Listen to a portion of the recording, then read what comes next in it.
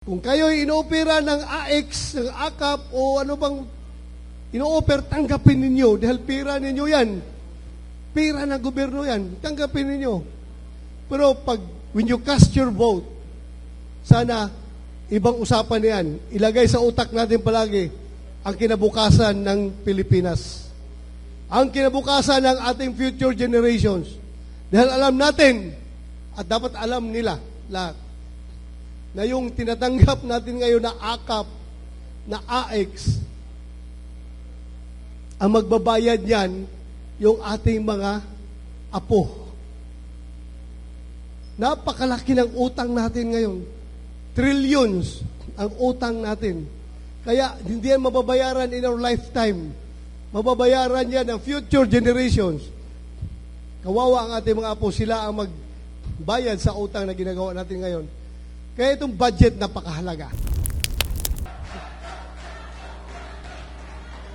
Mayong gabi kanatong tanan. Unang-una, nagpasalamat ko sa inyong presensya o sa inyong intensyon nga mutabang sa atong gira nga pag-aatubangon karong panahon na. Alam ninyo, sa pagkakaroon, we need all the help we can get. Bisang pag-asagi ka nga tabang, ipangita nato tungod kay, alam na ninyo, grabing paggigipit karon sa administrasyon sa atoa. Tanan na kasalanan, pati pagpatay kay Jesucristo, ipasangil sa atoa. Busa, salamat kayo sa iyong tabang. Maraming salamat sa iyong tulong. Thank you very much from the bottom of my heart. Thank you for being here. Alam kong you volunteer. You volunteer at you are not expecting anything in return. Ang ako lang ma-promise sa inyo, in return, you can expect usa ka serbisyo nga kinasing-kasing o tininuod nga panerbisyo. Maura na ako may bayad sa inyo, ha.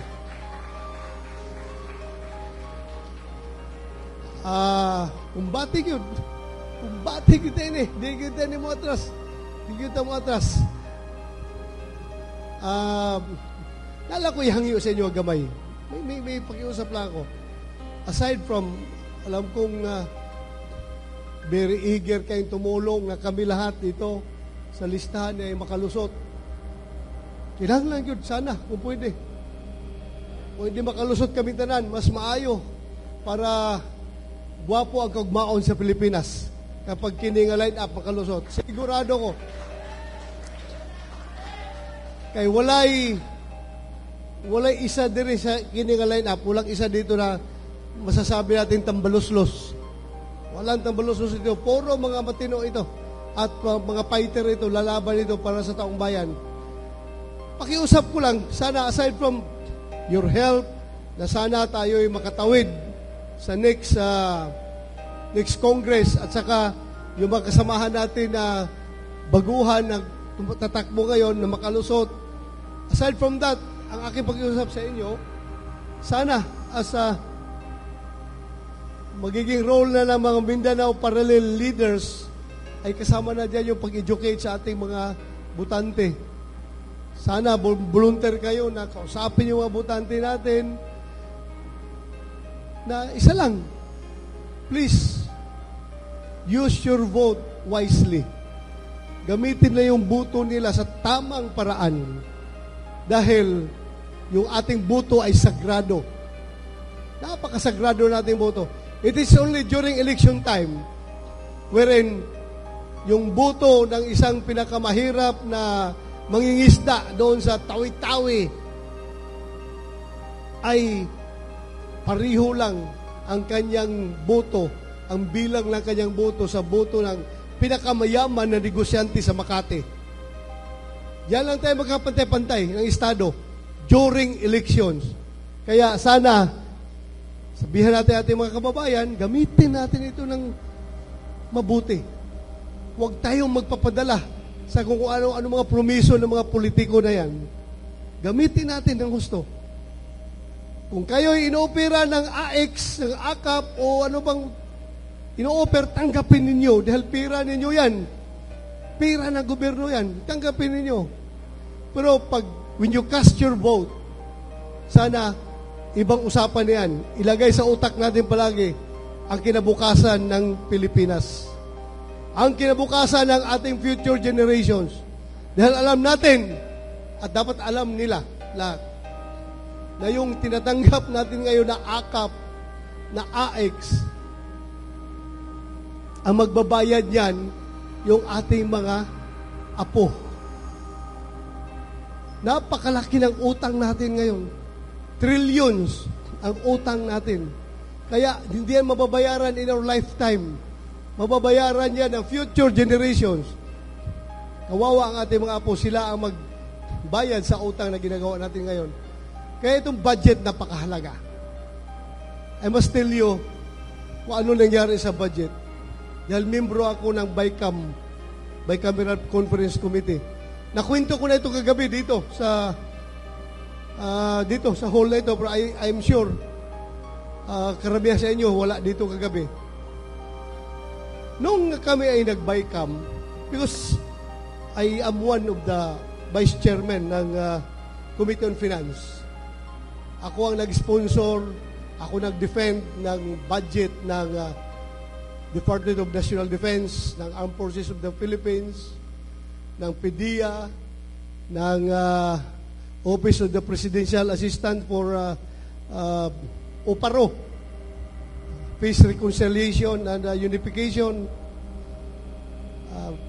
SPDA. So, yung mga ahensya na dinipinsahan ko, automatic membro ako ng Bicam. Pagdating sa Bicam,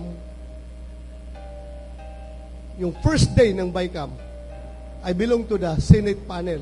Sa kabilang table, yung mga House of Representative panel. Nag-manifest ako.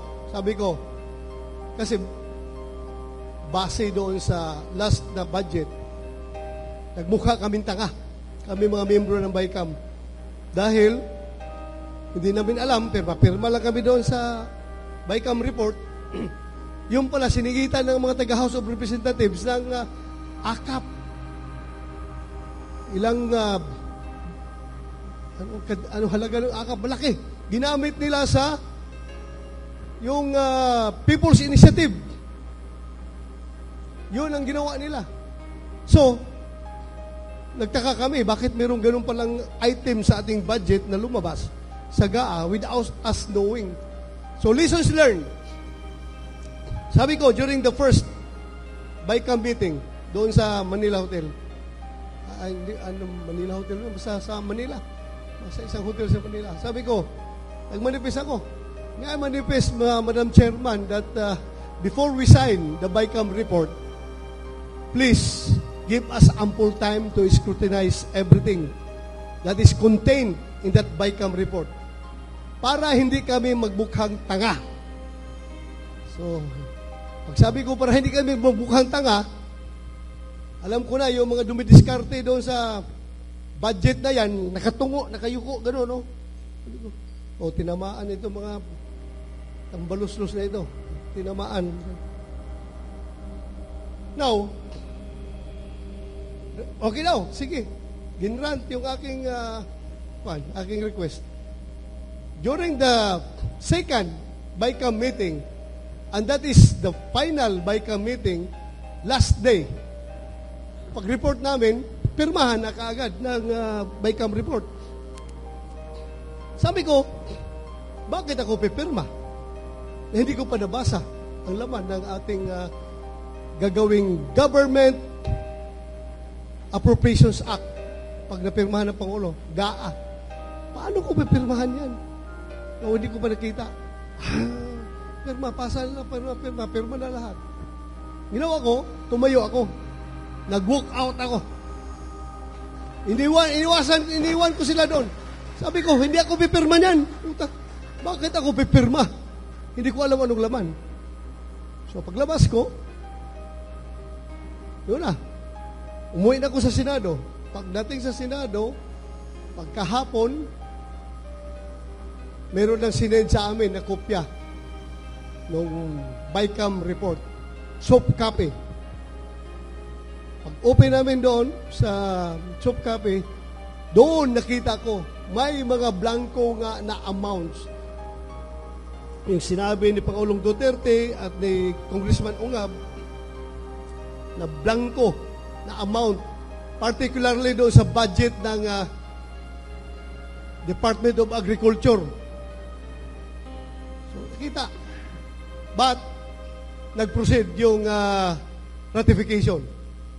So, ni-ratify yung BICAM report doon sa plenaryo, hindi ako bumuto. Dahil hindi nga ako pumirma sa BICAM report, bakit pa ako bumuto dyan sa ratification? Yun na. Maraming blanco. Ay, kinukonfirm ko yan. May blanco talaga. May blanco talaga. Ngayon, sinasabi ng Pangulo na wala daw talagang blanco. Ang gaa. Ang gaa sinasabi niya. Pero iba naman ang pinagpuputok ng butsi ng mga nag-complain ay ang BICAM report. Yan ang may blanco. Ang sinasabi ni Pangulong BBM, yung gaa. Naturalmente. Yung mga blanco na yun ay pinilapan na yun pagdating sa GAA. Paano tatakbo yung budget kung walang number doon? So, meron na talaga. So, they are talking about different things. Parehas lang tama. Si Pangulong Duterte tama. May blanco sa BICAM report. Si President BBM naman, walang blanco sa GAA. Tama rin siya. Kasi you cannot compare apples with oranges. Di ba? So, tama sila. Pero they are not, hindi sinasagot yung tanong, yung issue. So, ang pakiusap ko sa ating mga kababayan, bantayan ninyo itong mga politiko. Hindi ba ako naninira? Pangit man manira, pero hindi ko rin pwede pabayaan kinabukasan ng bayan natin ito eh. Hindi. Come hell or high water, tayo bilang Pilipino ay responsibilidad natin ang kinabukasan nating bayan. Hindi ka pwede sakay na lang dyan kahit na papunta na kayo sa impyerno. Kailangan talagang bantayan natin. Bantayan yung mga politiko na ibang sinasabi, ibang ginagawa. Ang dami yan. For example, kapag ang ating mga mangingisda, ang ating mga Navy, mga Coast Guard ay binubuli ng mga Chinese doon sa West Philippine Sea, ano kaagad ang immediate reaction ng mga magagaling natin na mga particularly legislators? We condemn to the highest terms the bullying tactics that are being perpetrated